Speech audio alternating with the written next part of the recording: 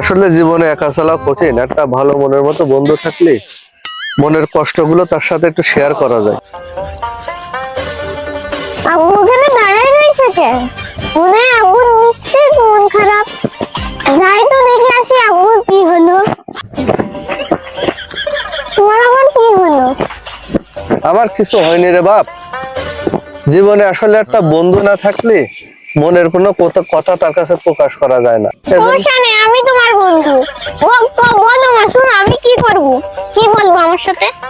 তোমার দিয়ে বিশ্বাস নেই, তুমি আমার বন্ধু হতে পারবা না। না মাসুম, আমি সত্যি কথাই করছি।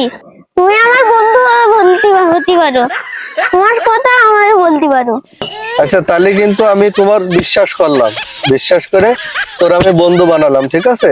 আজকের থেকে তুমি আমার বন্ধু, আমি তোমার বন্ধু। তুমি তোর মনের কষ্ট আমার খুলে বল, আমি তোর সকল সমস্যা ঠিক করে দেবো।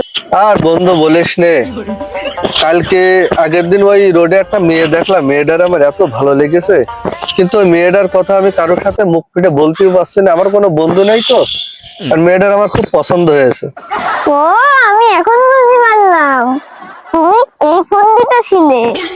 আমি তো বন্ধু আর প্ল্যান করেছিলাম, যদি আমার কথা যদি না শোনো তাহলে আমি মারি কয়ে আসবো।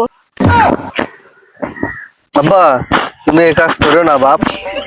আমি তো তোমার বন্ধু মনে করে আমার মনের সব কথা বলে দিছি। আমার মনের খেলনা যদি কিনে দাও তাহলে মারে কবো না, যদি না কিনে দাও তাহলে মারে কয়ে দেবো।